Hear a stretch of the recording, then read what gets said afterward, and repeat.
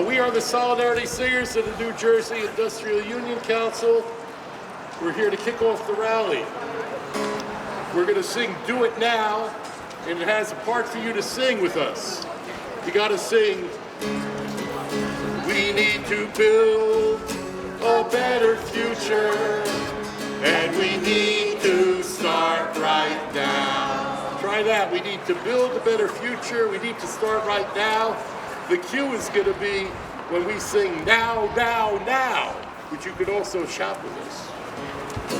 Let's just try that part. We need to build a better future. Come on. And we need to start right now. We need to wake up. We need to wise up.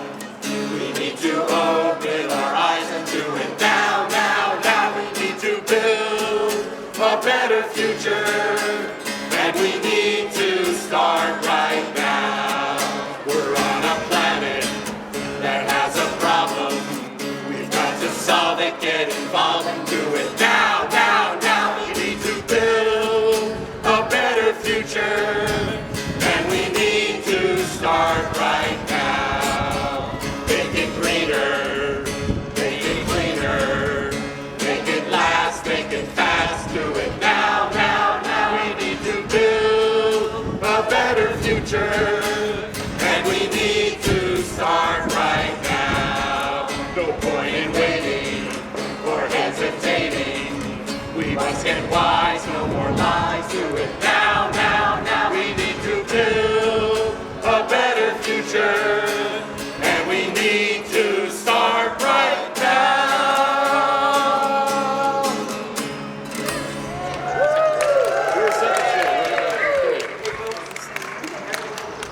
We're gonna do one more. This one you gotta shout. We're gonna say, we say yay, and you shout back to us, we say yay.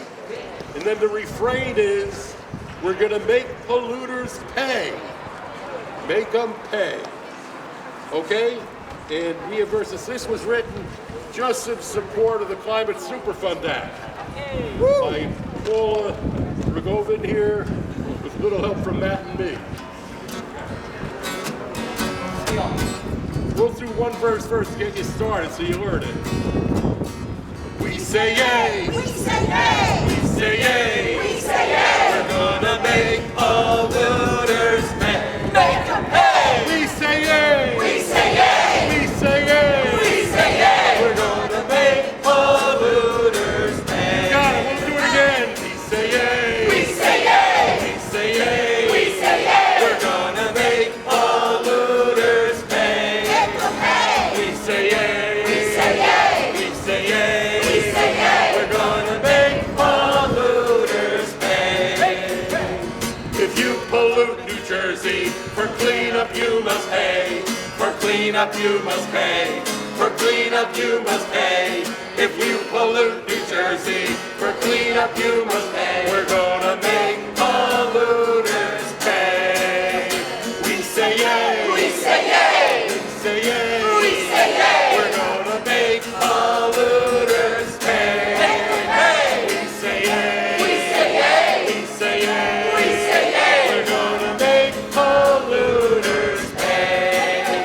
If you left the toxic stew, we are coming after you. You're gonna make polluters pay. If you left the toxic stew, we are coming after you. We're gonna make polluters pay. We say yay. We say yay! We say yay. We say yay! We're gonna make polluters pay. Make them pay! We say yay. We say yay! We say yay. We say yay! We're gonna make polluters pay.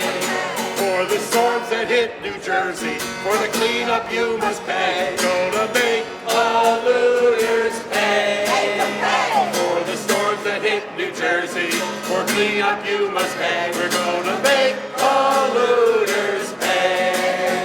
We say yay. We say yay! We say yay. We say yay! We're gonna make polluters pay. Make them pay. We say yay. We say yay! We say yay. We say yay! We're gonna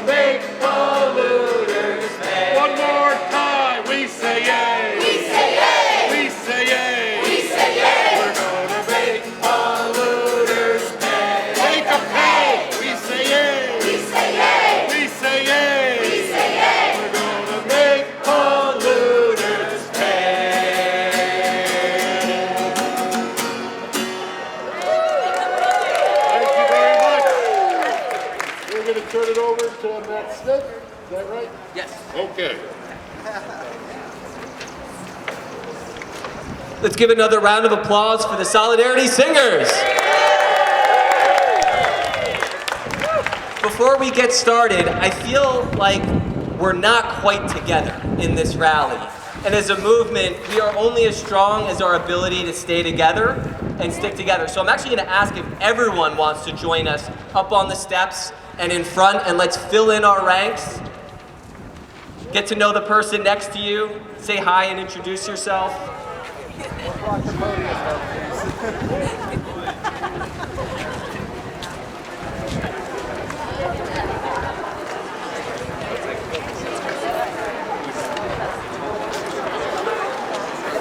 Still plenty of steps on the, plenty of space on the steps here. If you want to fill in the middle, and where is our Make Polluters Pay banner? Talani and Marta, can we get the Make Polluters Pay banner right front and center by the podium here? Yep. Or you can keep it, it can go under the banner. If you can come up a step or two. Wonderful. Amazing, look at that.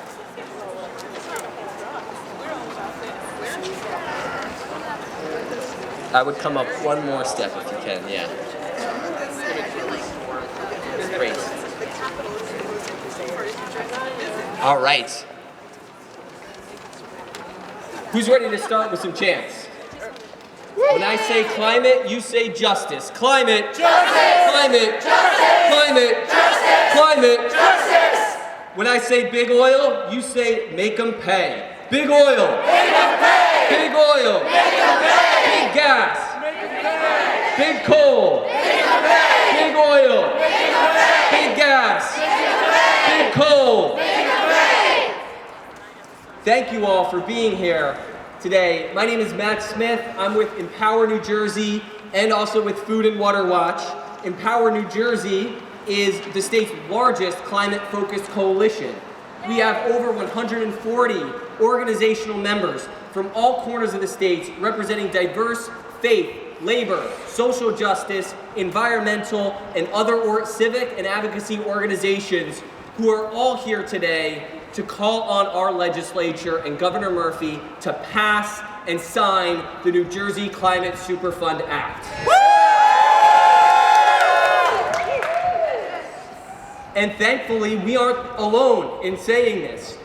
There are so many people who've done so much incredible work to get this legislation as far as it has. We have volunteers here who have passed municipal resolutions, gotten cities and towns to say publicly and loudly that they want the legislator to pass the Climate Superfund Act. That's about 40 towns and one county representing well over 1 million New Jerseyans have joined us in saying, pass the Climate Superfund Act. We now also have 40 legislators who are officially co-sponsors, with after today's successful lobby day, that number is surely to grow. And we now have over 100 plus organizations sign on to a letter calling on the legislature and Governor Murphy to pass this bill. And this is incredibly important as we enter a summer of what's sure to be more extreme heat, more extreme weather, more climate damages, and right now, all of these damages, despite the fossil fuel industry's responsibility for these damages, the cost is falling on us, New Jersey residents and taxpayers, and particularly the most vulnerable communities, low-income communities, communities of color, who we know face a disproportionate amount of hazards and impacts from climate change. They are going to be the ones that are stuck footing the worst of the bills from this summer's climate damages. And what do we think about that? Who do we think should be paying for the cost of climate change in New Jersey?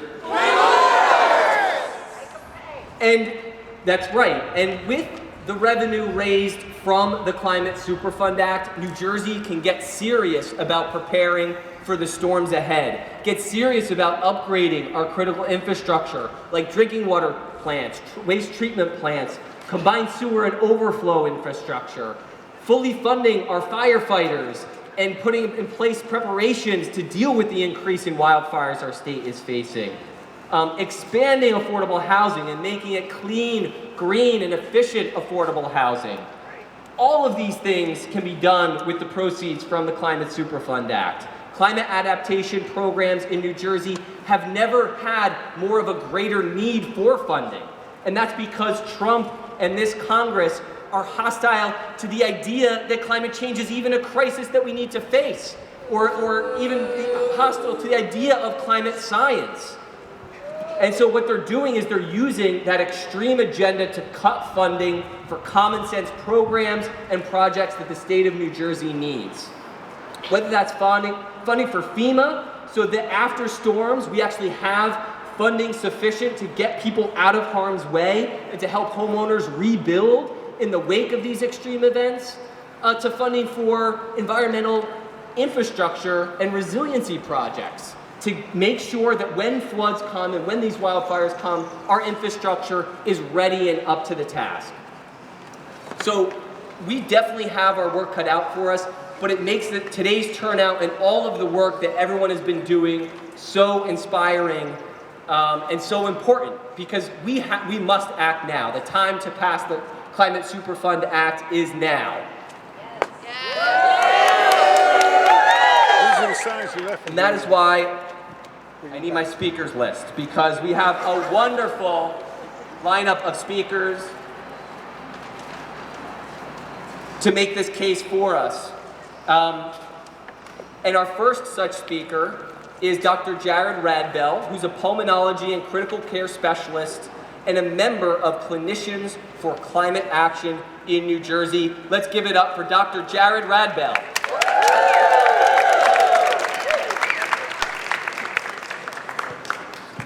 Hello everyone, my name is Jared Radbell and I'm here representing Clinicians for Climate Action New Jersey.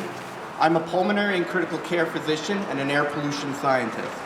I treat patients admitted to the hospital with pulmonary and critical care illnesses, and my research is focused on identifying how exposure to air pollutants predispose people to severe illness. Climate change makes my patients sick. Through extreme heat and heat waves, climate change increases asthma and COPD exacerbations and also increases cases of pneumonia. Put simply, it makes it harder for my patients to breathe. But it's not just heat that's the problem. Greenhouse gas emissions through direct and indirect pathways increase levels of other harmful air pollutants, such as particulate matter and ozone. This is already a problem. According to the 2025 American Lung Association State of the Air Report, from 9 out of 14 counties analyzed in New Jersey, we received either a D or an F grade for air pollution levels. These toxic pollutants also cause the development and exacerbation of asthma and COPD and increase their exacerbations, as does heat. They also increase the risk of heart disease and overall increase the risk of death. Climate change also increases the incidence of wildfires that burn down communities and spread high levels of these particulate pollutants. Any Yankee fan here knows and should have had an alarm going off a couple of years ago when a game was actually postponed due to the Canadian wildfires, which made it safe for even for trained athletes to actually be outside and play baseball. My response to that was to run out in the middle of the night and get replacement filters to purify my infant's nursery. And why? Because I have seen what happens to vulnerable and susceptible persons exposed to wildfires. I have treated patients admitted to the hospital with severe and prolonged asthma exacerbations due to these wildfires. One of whom, unfortunately, tried to clean the barrage of particles entering her home with home cleaning products, doubling the damage to her lungs. And I knew that children in particular are susceptible to the harms of air pollution because their lungs are smaller and they breathe faster. But it's not just about making people sicker. If left unchecked, climate change runs the risk of disrupting healthcare delivery itself. Climate change increases the frequency and severity of storms, which damage hospital infrastructure and interfere with the supply chain of vital supplies and medications. As a resident physician, I had the unfortunate job of partially evacuating my hospital twice. once during Hurricane Irene and again during Hurricane Sandy. I can tell you, choosing which critically ill patients are most likely to survive an evacuation is not a task that I wish upon anyone, nor do I wish to be a patient with emphysema who has to flee their home to a hospital being evacuated because I have lost power in my flooding house and I need oxygen to survive. But we are not alone in our experiences in New Jersey. All major US medical professional societies agree that climate change is a massive and unprecedented threat. To quote the American Medical Association, "This is an existential threat. We must continue to do everything we can to combat the climate crisis and act now to prevent catastrophic levels of global warming." But I am here to say there is hope. There is hope for the future of clean air and for a stable climate in our community. But this costs money. Recent estimates of the societal cost of carbon, or a monetized value for damages caused by greenhouse gas emissions, basically equate to $185 per ton of carbon dioxide equivalent emitted. In 2021, according to our State Department Environmental Protection Agency, New Jersey emitted almost 100 million tons of CO2 equivalents in that year. For those of you who are quick at math, that's roughly $18 billion of damage done in just 1 year. The New Jersey Climate Superfund will help pay for the future we all want. It will provide the resources needed for New Jersey to develop the resilience that defines our NJ strong residents. Importantly, it will do this without placing excessive burden on the populations that suffer most from the effects of climate change. This is what my patients want. This is what I want for the prosperity of my children and for yours. We can tackle climate change together, and we will.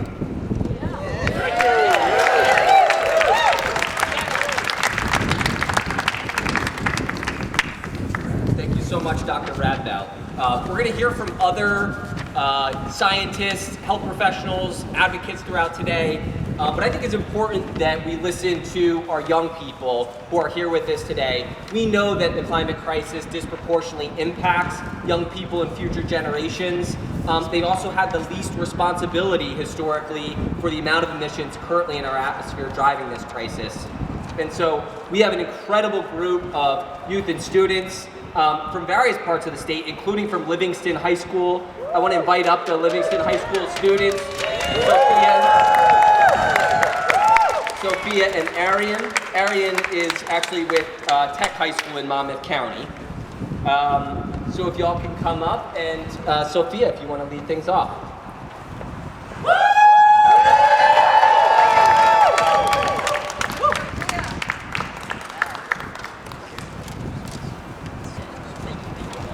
Okay, hi everyone. My name is Sophia. I'm 18 and I'm a member of Climate Revolution Action Network from Livingston, New Jersey. I'm here today because I'm tired of pretending that everything is fine, because it's not. We're living through climate disaster after climate disaster, and somehow the people who caused it still aren't the ones paying the price. We are. When Hurricane Ida hit, it was the first time I truly felt the climate crisis in my own town.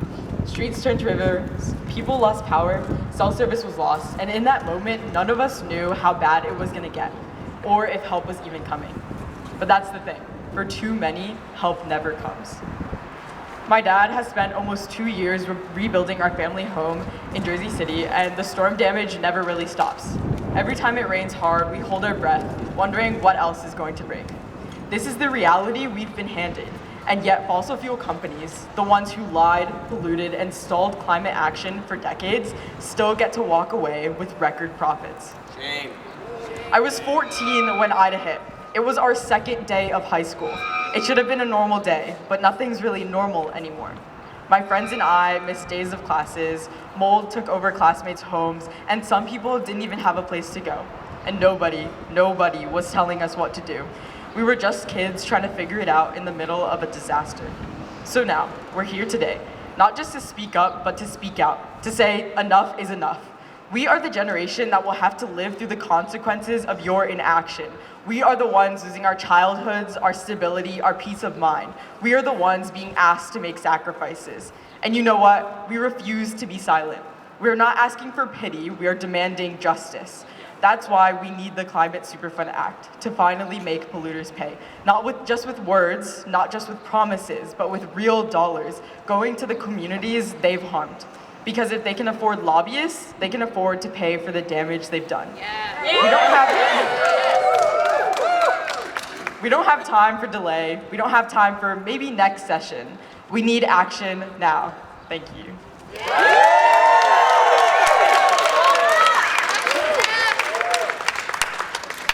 And we have another Sophia joining us to speak, also I believe from Livingston High School.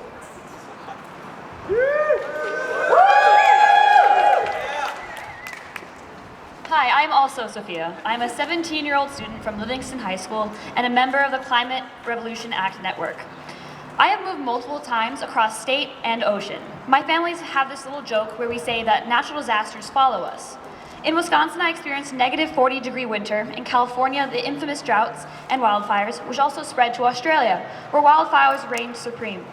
In 5th grades, there was one specific wildfire where the air pollution was so bad that I couldn't see the hand when it was put in front of my face. This fire left a smoke so thick, we were warned to sprint from place to place to avoid inhaling too much smoke. I moved here to New Jersey in the middle of COVID. Here we are also in a drought, but my region, considering is not technically a flood zone, has flooded twice in the last 5 years. Dirty water flowed the streets, causing damage to our homes, infrastructure, and to our school. I'm only 17, and yet I have seen so much destruction from our climate change. Climate change is an issue that has plagued my life through every move in every state. This is not an issue that can be ignored, so I implore you to please wake up and enact the Climate Superfund Act. Make polluters pay for what they have broken. There is no time to wait or make excuses anymore. Take action now. Thank you.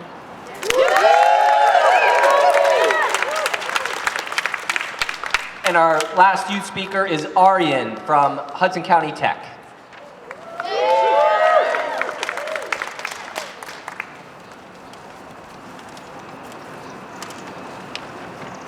Hello, everyone. My name is Aryan Arvendi. I'm 16 years old, a new member of the Climate Revolution and Action Network, and I'm a junior at High Technology High School in Lincroft.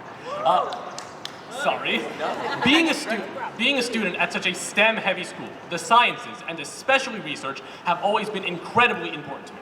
Now, you don't need to be a researcher to know that the burning of fossil fuels contributes to climate change. That's why when you look up a list of the top 10 hottest years on record, you get a list of the last 10 years. But you don't need to be a But the work done by researchers doesn't just help us understand the present. It helps us shed light on the past and predict the future. Whenever you tune into Channel 12, for example, to see what the weather's going to be like that day, whether you want to go out for a walk or you're preparing to hunker down for a hurricane, that is the culmination of a continent's worth of research and data. It was one of those maps that warned my family of the oncoming Hurricane Sandy back in 2012. Now, apparently, hurricane was a bit of a misnomer, at least according to my meteorology-loving older brother, who was trying to reassure me while we were huddled down in the basement. He reassured me that the hurricane had used up most of its energy crawling up the eastern coastline. Surely, it wouldn't be that bad, right? In the end, Hurricane Sandy caused over $30 billion worth of damages and destroyed nearly 350,000 homes. Nearly a decade after the hurricane had passed, researchers working with NOAA found that due solely to sea level rises caused by man-made global warming, an additional $8 billion of damages were caused, and an additional 71,000 people were affected by Hurricane Sandy. I keep thinking about that figure. I keep thinking about that figure because over 250 people died in Hurricane Sandy. I keep thinking about that figure because I keep on wondering, how many of those people could have lived? If large oil companies can bring in billions of dollars of profit each year, bathed in the blood and bankruptcies of people whose lives have been ruined by natural disasters that they helped cause, the least we can do is make polluters pay. Pay!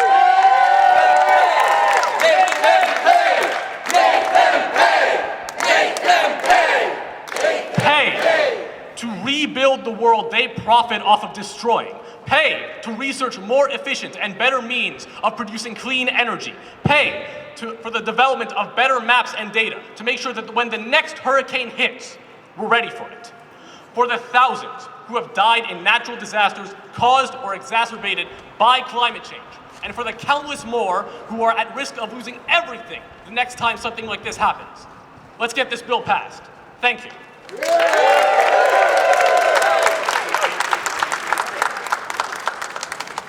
Thank you so much, Sophia, and Arian. I want to take a moment now, especially with our youth speakers just concluding, to honor and recognize a dear friend and leader of our climate movement in New Jersey, Tina Weishaus, who passed away just last week. Many of the young people here with CRAN, including its founder, were actually mentored by Tina. And Tina really was an incredible human being. I know so many of us are feeling the weight of her loss, but in reflecting and being at her service on Friday, Tina reminded us just of how selfless she led her life. She always felt like the movement and the work came first and her second, never wanted the awards and accolades and recognition, but she always wanted the movement to move forward. So that's, the lesson that I'm carrying into today. And, I did just write a quick short poem to honor Tina that if you'll, entertain me, I'll read right now. So, it rained the day Tina died, soft and steady, earth preparing her soil to receive a beloved protector. Earlier in the day, my dog Lena met a fawn, a playfully gentle encounter. Later, Rutgers horses galloped in celebration towards fresh grass shoots, natural invitations to reflect on the life of a dear comrade.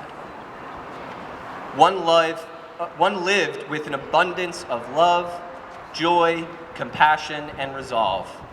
Tina was an activist, an organizer, a teacher, and mentor. She was a lifelong friend of people's freedom movements, touched so many, and in return received life's greatest gifts: family, friendship, love, and solidarity. Tina embodied the courage required to wage nonviolently for the world she believed in. She practiced the peace of a mind set on protecting and uplifting all those around her. I believe Mother Earth recognizes herself in Tina, their purpose ultimately the same. Long live the spirit of Tina Weishaus. May she rest in the peace and power of the sacred.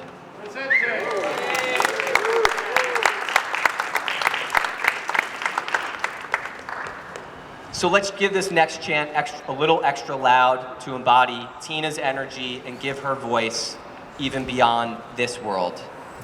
When I say climate, you say justice. Climate! Justice! Climate! Justice! Climate! Justice! Climate! Justice!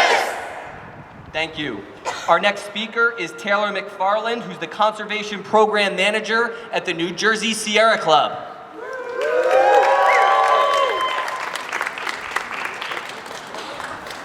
How's everybody doing? Great. I can't hear you. How are you doing? My name's Taylor McFarland. Thank you so much for having me. I've met new friends, old friends. You guys are wonderful advocates. This is an amazing day. Fossil fuel companies responsible for fueling extreme weather disasters should cover the cost of the damage. Period. Full stop. We have seen firsthand the impact climate change has on our communities, from catastrophic flooding and storms to extreme heat and horrific wildfires. Superstorm Sandy claimed 254 lives and cost $37 billion in damage. Tropical Storm Irene claimed 49 lives and cost $13.5 billion in damages. This past March, the New Jersey Forest Fire Service said the state is seeing more fires that are bigger, hotter, and burning faster. We cannot continue to pay Big Oil's tab for their negligence. The New Jersey Climate Superfund Act is an essential tool that will hold fossil fuel companies accountable while providing a long-term funding mechanism to pay for the climate damages and resilience projects in New Jersey. Fossil fuel corporations have been reaping profits while we suffer the climate costs, and that stops right here, right now. New Jersey needs to act, especially when we have a president with a drill baby drill agenda who thinks climate change is a scam and wants to shift the cost of climate change from polluting industries directly onto us. But you know what? We're not going to back down. That's right. We will continue to fight just like other states are doing. New York and Vermont have already passed climate Superfund laws. California, Massachusetts, and Maryland are working on climate Superfund bills as we speak. It's time for New Jersey to step up to President Trump and big oil. It's time for polluters to be held accountable because we are done paying for their mess. Thank you. Thank you so much, Taylor. Our next speaker is one of the sponsors of this legislation. He's a co-sponsor. He's also one of the most outspoken climate legislators in the state of New Jersey. Let's give it up for Senator Raj Mukherjee.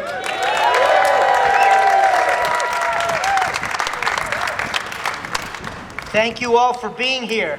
Everyone up here understands just because you don't take an interest in politics doesn't mean politics won't take an interest in you. Ladies and gentlemen, the era of corporate impunity for climate destruction is over.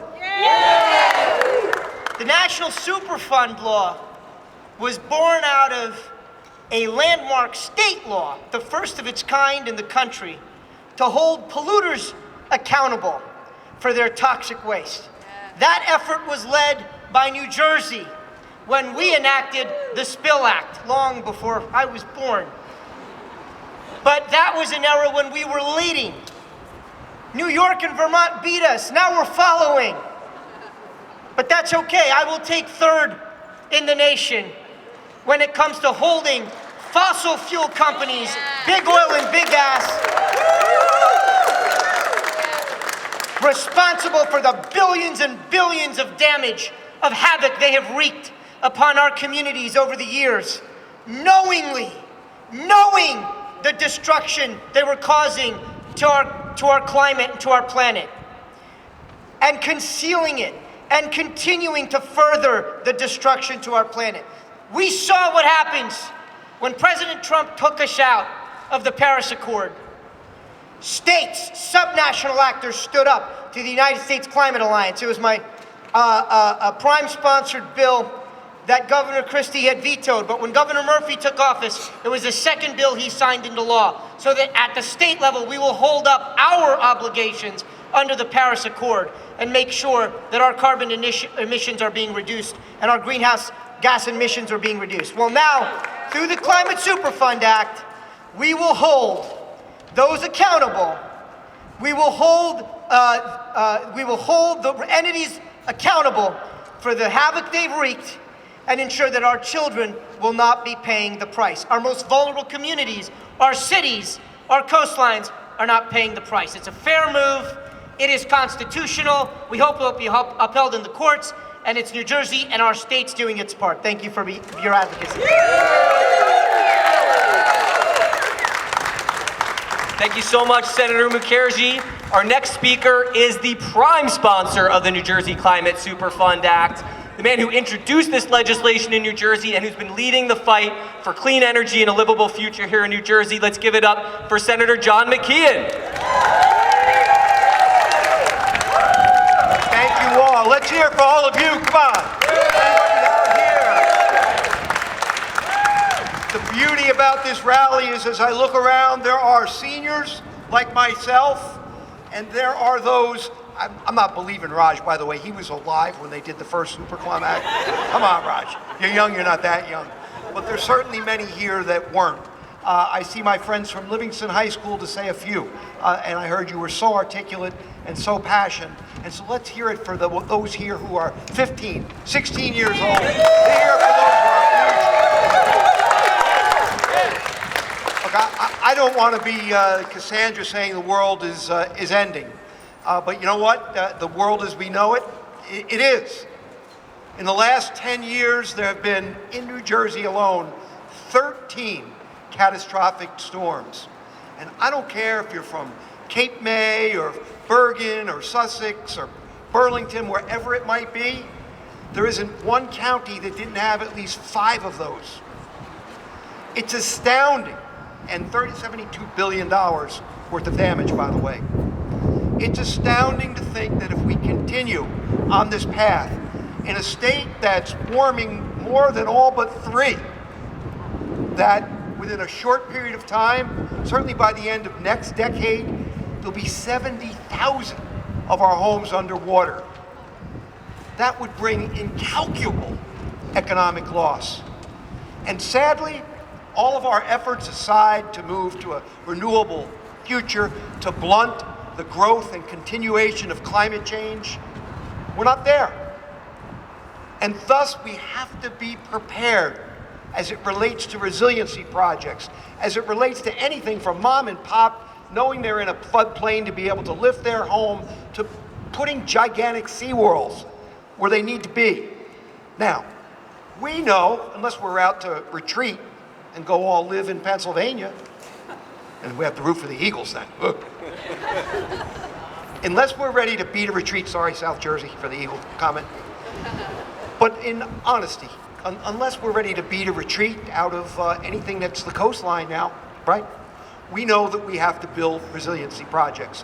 We know that it will cause literally billions of dollars yearly, let alone in the long term. Now, simple question. Do we, the taxpayers, pay for that? No! Or do we take 0.1% of quarterly profits of big oil who have known about this problem and have them pay? Yes! That's what Climate Resiliency Act is about. Now, we've got, thanks to the leaders around me, thanks to all of you, we have so many of our colleagues in the Assembly, in the Senate, that stand behind this effort. And are we going to make it happen? Yes! Are we going to abdicate and make this our #1 priority? Yes! Okay, failure is not an option. So I look forward to working with each and every one of you by being fueled by all of your energy, all of your commitment, all of those resolutions that we keep getting from literally around the state, from local governing bodies, to move forward and to pass the Climate Resiliency Act. Can we do it? Yes! All right, let's get them, everybody. Thank you, Senator. And our next speaker is also a co-prime sponsor of the New Jersey Climate Superfund Act. He is prime sponsor of many other important environmental and climate bills in the state. Let's give it up for Senator Bob Smith. So you almost had the right response to Senator McKeon. When we say, can we do it? Your response should be, yes, we can. Otherwise, there's a whole 2 decades of television you weren't watching. In any case, I'm thrilled to be a co-prime with John McKeon, and I thought I'd bring a little news, not necessarily good news. This is the New York Times, Sunday, the 25th of May. And it said that the title of the article is 27. Everybody see it? So it says 27 is the number of billion-dollar weather and climate disasters in the United States of America in the year 2024. 2024 had been the hottest year on record for human history. And I'll take money, a bet, I might even give you odds, that 2025 will be the new highest temperature year on the planet Earth. Anybody wants that bet? See me after the rally. So anyway, 2 paragraphs. It's not your imagination. There have been more frequent and more destructive natural disasters in recent years. In 2024, there were $27 billion weather and climate disasters, compared with 3 in 1980, according to the data collected by the National Oceanic and Atmospheric Administration. But the agency said this month it would no longer track the costs of extreme weather events. That came on the heels of the Trump administration's order to federal agencies to stop estimating and considering the economic damage caused by climate change when writing policies and regulations. The actions are aimed at dismissing the national discussion on global warming. So, you know, there are some people in American democracy who are a little paranoid, and they think that there are segments of government that are out to get us. You're not paranoid. Trump administration doesn't want the federal government keeping track of those costs, because who's going to pay for those costs? Big oil. The answer is big oil. All right, let's try it. Who's going to pay for those costs? Big oil. There you go. Man, when we get in sync, we really get in sync. Anybody here happy with their new homeowners insurance premium? Or flood insurance premiums? Or any of your insurance? That is a direct way that 9.3 million people in the state of New Jersey are paying for the damages caused by big oil, who knew decades ago and continue to produce what in my view is as lethal as tobacco. And I think the tobacco model has to be followed with big oil. You knew, you didn't tell, pay up. So on that note, pay up. Let me wish you a good day. And we need, John said it best, we've probably gotten about 50 towns sending in resolutions urging passage of the bill. And we need those resolutions. We need them especially to go to President Scutari and Speaker Coughlin, because they need to know how important this is to New Jerseyans. We're talking about serious money here because of the serious damage that they've done. Why should we, the taxpayers, be paying for what the damages are to us? Causably and provably, we can see the direct connection, which is why the Trump administration, the very best friend that big oil has ever had in history, is saying, don't count the numbers anymore. We don't want to know how expensive these disasters are, and we want no further discussion of global climate change. You know, they even have a little memo out there. Climate change phrase shouldn't be in any federal documents. So guys and gals, we have to stick together if we want to have a chance as a species. The end of the world is coming if we don't do something about it. Thank you, and have a great day. Thank you so much, Senator. Our next speaker is someone who really needs no introduction. She is not only a sponsor of the New Jersey Climate Superfund Act, but she introduces some of the best, most progressive legislation in the state of New Jersey, whether it was keeping people in their homes who got behind on the rent during the pandemic, whether it's tackling the corporate greed of the fossil fuel utilities in this moment, who are fleecing New Jersey taxpayers for the price of their dirty products. Senator Timberlake is the people's champion. Let's give it up for the senator. Thank you. Power to the people! Yes, listen, this is one of the most important issues of our time, and it's very simple. We need clean air to breathe, we need clean water to drink, and we have got to make sure that we are taking care of our planet in order to make that happen. If we are no longer here, what good is the money anyway? We've got to make big oil and gas pay, as well as pass the Climate Superfund Act now. This is important for so many different reasons, making sure that we have beautiful spaces, open spaces, and all those things that we care about. But how about we just talk about it at the grassroots level?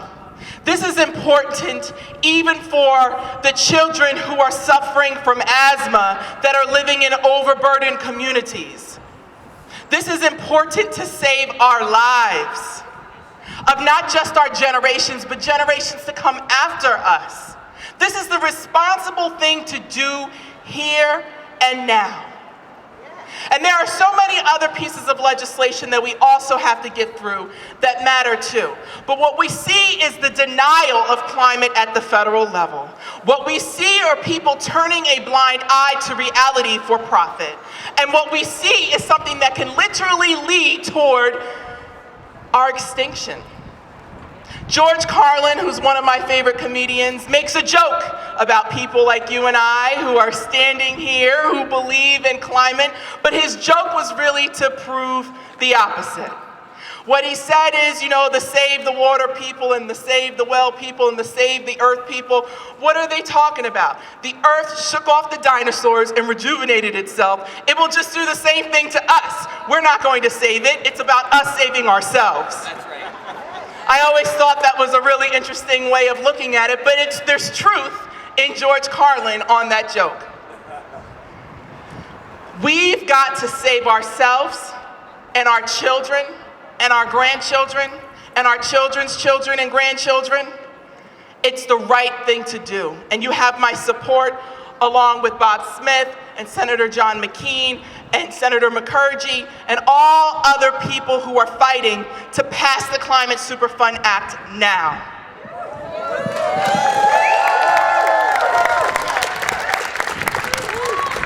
Thank you so much, Senator Timberlake. We have a few more speakers. I want to introduce next.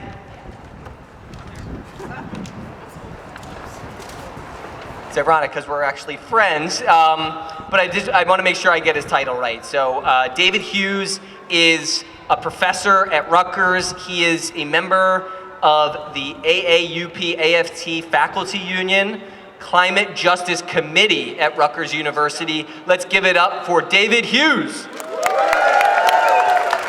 Thanks, Matt. Thanks, everybody, for being here. This is a beautiful crowd.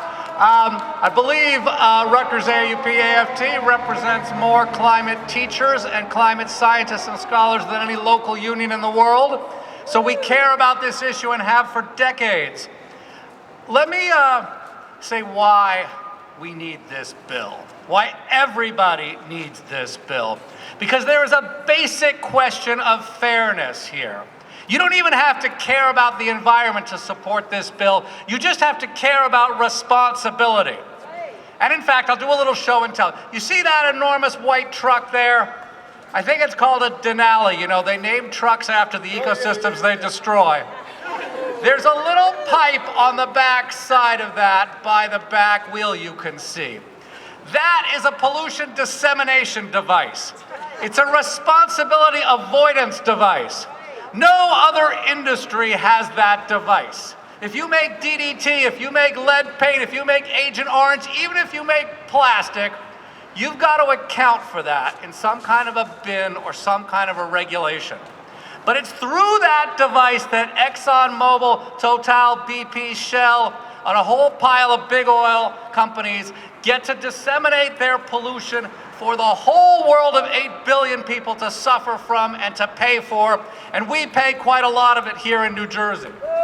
So how much longer are we going to stand for that? Not long. No time at all.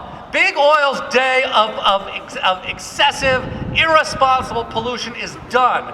And we need a bill like this in every U.S. state and every country in the world to make them pay for the harm that they've caused for every generation and for every species. And why now? I'll do a little chant here. There is no justice on a dead planet. Repeat the last part. There is no justice On a dead planet. There is no democracy. On a dead planet. There is no equality. On a dead planet. There is no freedom. On a dead planet. There is no human rights. On a dead planet. There are no immigrant rights. On a dead planet. There are no trans rights. On a dead planet. And there is no survival for anything we care about.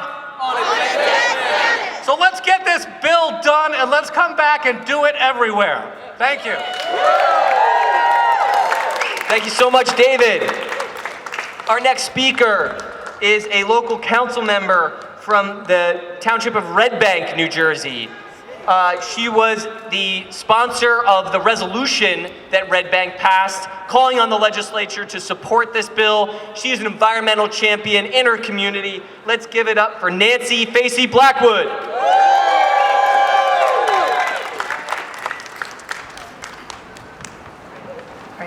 Hey everybody, I'm just going to read a few things that we need to think about.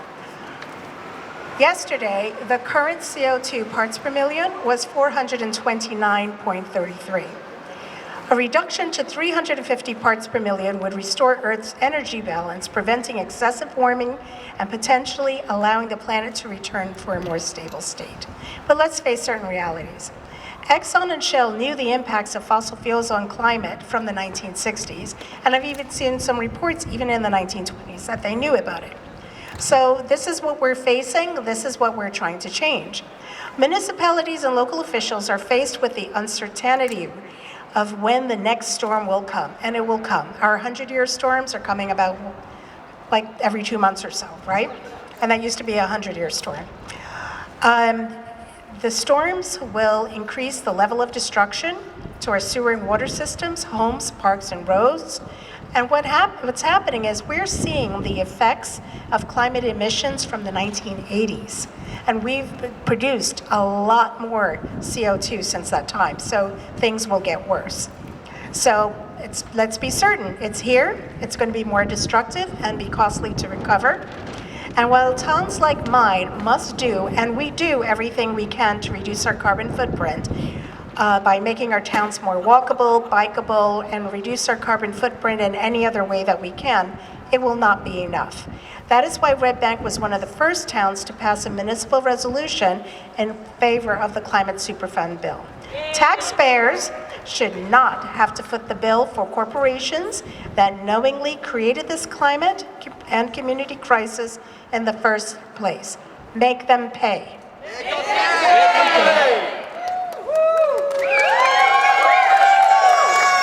Thank you so much, Council Member. So we are getting to the very end of our program. Thank you all for your resolve and staying with us. But if you weren't fired up yet, get ready to be inspired because our next speaker really needs no introduction. He is a champion for people's rights, for social and economic justice, for racial justice. He's seemingly everywhere in the state of New Jersey all at once, including with us here today on this critical issue. So let's give it up for Larry Hamm from the People's Organization for Progress.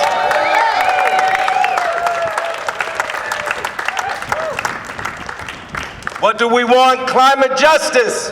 When do we want it? Now! What do we want? Climate justice! When do we want it? Now! What do we want? Climate justice! When do we want it? Now! Make them pay! Make them pay! Make them pay! Make them pay! Make them pay! Make them pay! Brothers and sisters, I'm very glad to be here with you today. First of all, let's salute all the organizations that put this wonderful rally together today. Let's give them a big hand.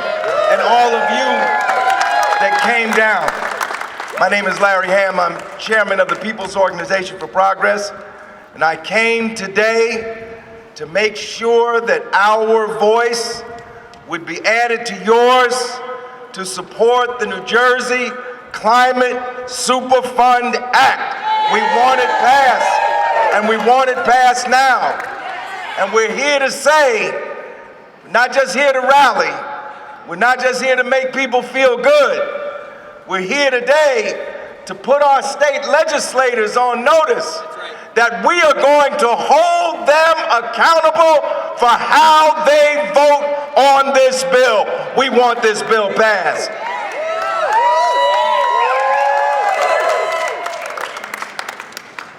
The last few months, I've been a lot of places. Just the other day, I was standing on a road with Bennett Zarofsky demanding universal health care. The day before that, we were demanding medical justice. And the day before that, standing with people protesting police brutality on the anniversary of the murder of George Floyd, demanding racial justice. And a few days before that, I was down at Delaney Hall with people standing there who've been standing there for months demanding immigrant justice. And before that, I was with workers on picket lines demanding labor justice. And today I'm here with you to demand climate justice because the struggle for labor justice, immigrant justice, social justice, racial justice, universal health care justice, and climate justice is one struggle for justice.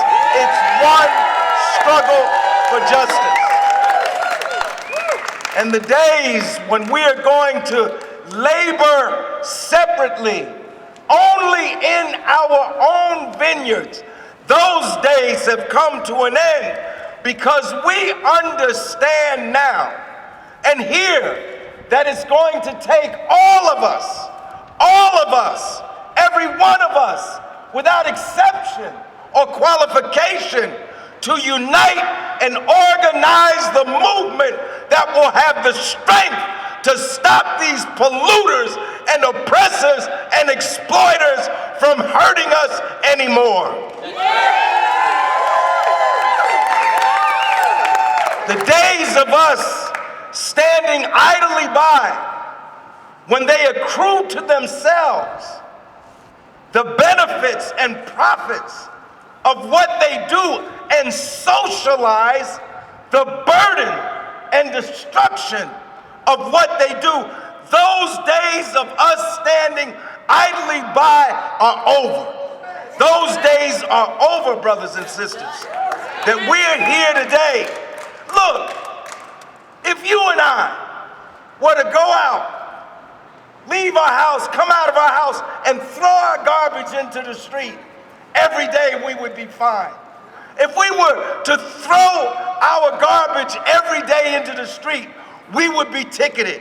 If we were to come out of our house and set those piles of garbage on fire, we would go to jail. So if we're going to go to jail for destroying our environment, other people who destroy the environment and hurt humanity, they have to go to jail and they have to pay a price also. There can't be two standards of justice. If you and I were to go out and commit murder, we would be charged, prosecuted, and jailed. These polluters every day are sending all this pollution into the atmosphere. They are literally killing us. They are killing us. And yet they are able to walk away from what they do. Why? Because we have a system that allows them not only to pollute the atmosphere, but to pollute our political system with all this money. We have to take this money out of our elections so that all of us can have a really democratic system here in the United States of America.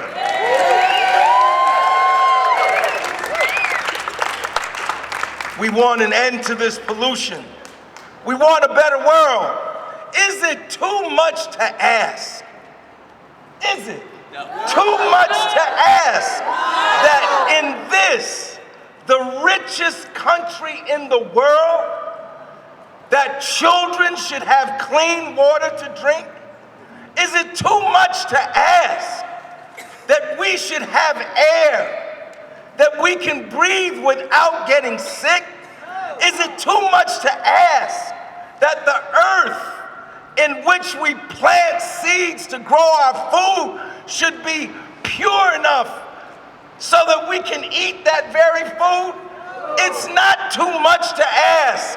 And we demand it, and we demand it now. We demand it now. This is a protracted struggle. Yes, we're here today to get this particular bill passed. And if we get this bill passed, that will be a great thing. But you and I know, you who are sitting there, you who are standing there, you who are with me here, we all know that that in and of itself is not going to be the end of this struggle. This is going to be a protracted struggle. Because these people, as we stand here to fight to get our legislators to do right, because that's what we're asking them to do right. As we stand here to get them to do right, they're in Washington trying to get some others to do wrong. As we stand here to get them to vote the right way, they are making campaign contributions so that those in Washington will vote the other way. That's what's going on. So we have to be prepared for a long-range struggle. This struggle has been going on for at least 60 years. Some other speaker today talked about how they knew 60 years ago, they knew it, just like the tobacco companies knew it. They all knew it. These people are not ignorant. It's really not that we have to educate them. It's that we must put together the compelling power to make them do what they know is right. This is what Dr. King was talking about. If you read his book, Where Do We Go From Here, Chaos or Community? We have to build a broad movement for the entire agenda. Because we're going to be here today for climate justice, we're going to be here tomorrow for racial justice, we're going to be here after that for reproductive rights, and on and on and on. But it's one struggle, and we have to hook up it's like the cars on a train. We got to hook all these cars up to make one big, strong locomotive that will burst through the walls of oppression and exploitation and injustice. That's what we have to do. So I thank you for coming out today. But let's continue to come out. Let's come to each other's stuff. I came to your stuff today. Come to my stuff tomorrow. You know, the struggle against police brutality and the struggle for climate justice is one struggle. It's not a different struggle. It's not a different struggle. It's one struggle. It's one struggle. They stay in power by virtue of our disunity. They stay in power by virtue of our ignorance. So we gotta be smart, and we gotta be unified. You know how it was in school when there was gonna be a fight. Who wins the fight? The person that brings the most people. That's who wins the fight. And I'm here today to tell you there are more of us than there are of them, and we can beat them.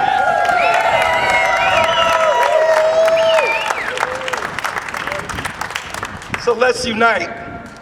Let's fight. On June 14th, there are going to be 1,400, I hear, demonstrations across the country to say that we live in the United States of America, not in the kingdom of Donald Trump. There are going to be demonstrations all over this country to say that we live in a constitutional democracy, and we want to keep it that way. These same people, we talking about the oil companies, and I'm gonna sit down, and they just had a dinner the other night with Donald Trump, right? A crypto dinner. They were in there donating millions of dollars in violation of the emoluments clause of the Constitution of the United States. This is how they stay in power. This is how they stay in power. So let's all march. Let's all march for climate justice. Let's all march for democracy. The struggle for climate justice and the struggle for democracy is the same struggle. It's the same struggle. And I'm confident. It's very dark now, brothers and sisters. It's very dark. Many of you wake up afraid. We don't know what may happen next. These people are trying to tell us how to think, what to say. Imagine, they're not just banning books, they're banning words. They're trying to tell us who we should love. They're trying to tell us how we should be. No, we're against that. It's very dark now, but I'm here to tell you, as one who is 71 years old, who lived during the time of the anti-war movement, when there were so many bodies coming home, we thought that the war would never end, who lived through the civil rights movement, when so many civil rights workers were being killed. right here in the United States, we thought it was hopeless at one point, who lived through the struggle against apartheid, when we thought Nelson Mandela would never be released from jail. But I'm here to tell you today, in all of those cases, when the people united, we ended the Vietnam War. We won the struggle for civil rights. We freed Nelson Mandela, and we have the power to build a planet that will be fruitful and healthy and good for all the people in the world. Thank you very much.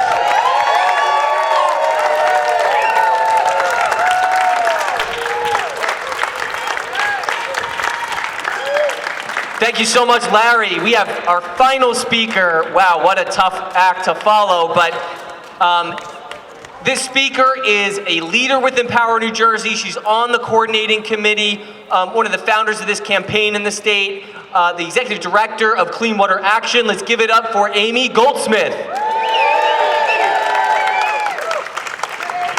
All right. Well, you know, everyone here has said time and time again, the people united will never be defeated. United will never be defeated. The people united will never be defeated.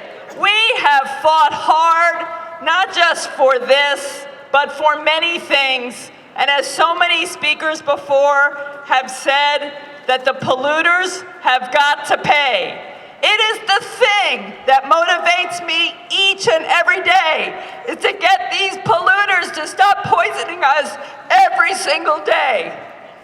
We need to fight back. We have fought back. I, like Larry, I'm not quite 71, but I'm getting there. I've been in this fight for 40 years. And I will keep fighting because we win, as others have said. We win when we fight together, when we have strong strategies, when we keep our eye on the prize, and when we do that, we win over and over and over again. Big oil and gas made a mess of this planet. It's time they pay up. Pay up, polluters. It's time to pay up. The public's worried about prices on their insurance, flooding, hotter days. You've heard from young and older people who have already been the victims of climate. Whether you've lost your home or you've lost your school, we lost our office in Belmar. We were completely wiped out in Sandy. We had to start over.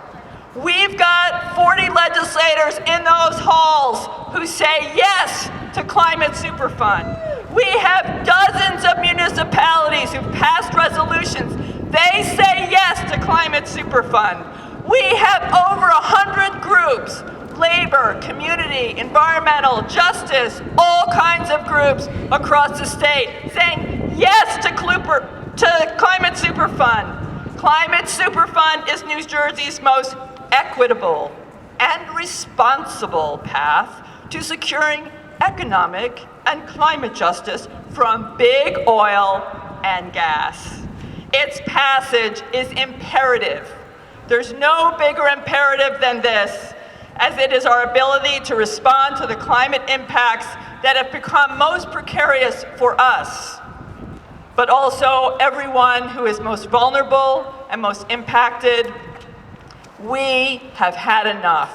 We're sick and tired of them poisoning us, polluting us, making us pay for their wrongdoing. It's time to make polluters pay. Let's call the question. Let's get Climate Superfund passed in these halls, and let's get our governor to do something by signing it. Thank you.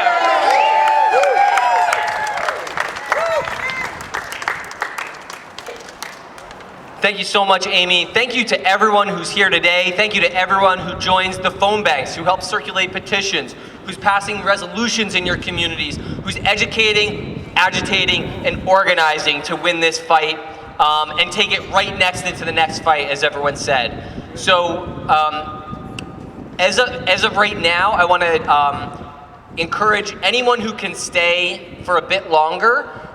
We have a great partner in our coalition, Tracy Stevens with Green Faith, who's been circulating postcards to the Assembly Speaker, Speaker Coughlin, asking him to move this bill forward to a vote on the floor.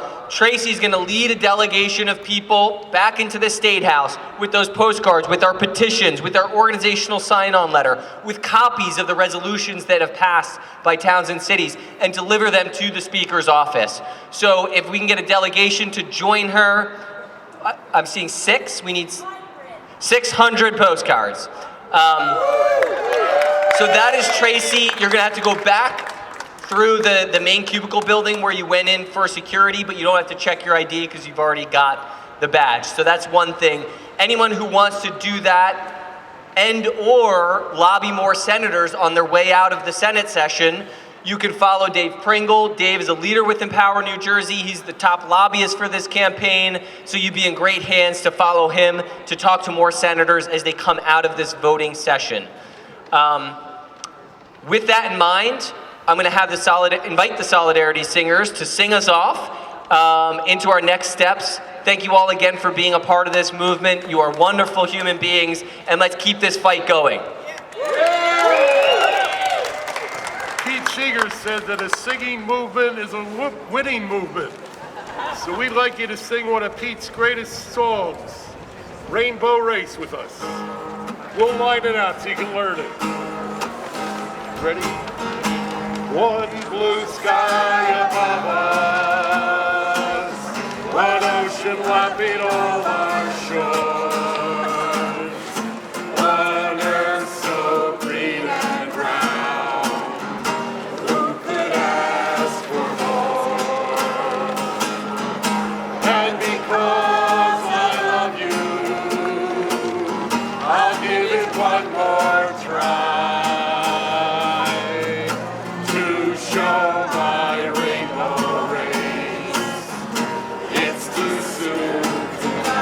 One blue sky above us, one blue sky above us, one ocean lapping all our shores, one ocean lapping all our shores, one earth so green and round, one earth so green and round. Who can ask for more? Who can ask for more? And because I love you, and because I love you, I'll give it one more try. I'll give it one more try. To show my rainbow race. To show my rainbow race. It's too soon to die. It's too soon to die. We're gonna sing a couple verses now. Some people live like an ostrich, bury their heads in the sand. Some hope that plastic dreams will unclench all the greedy hands. Some people want to take the easy way. Poison bombs, they think we need them. Don't they know you can't kill all the unbelievers? There's no shortcut. There's just one blue sky above us. One blue sky above us. One ocean lapping all our shores. One ocean lapping all our shores. One earth so green and round. One earth so green and round. Who can ask for more? Who could ask for more? And because I love you, and because I love you, I'll give it one more try. I'll give it one more try. To show my rainbow race. To show my rainbow. It's too soon to die. It's too soon to die. Go tell all the little children. Tell all the mothers and fathers too.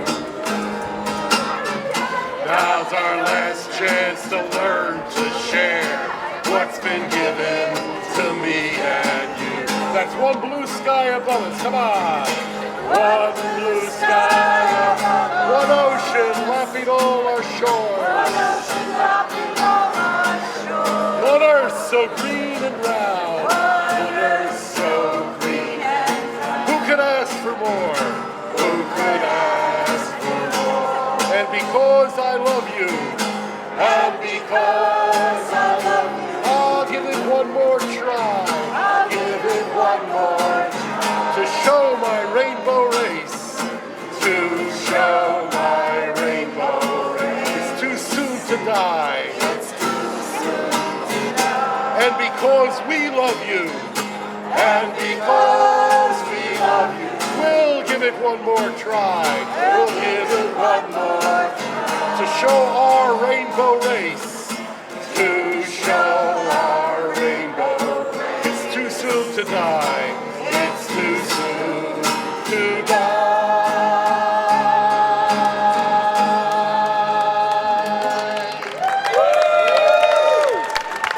Thank you. Let's win this fight. On July 14th,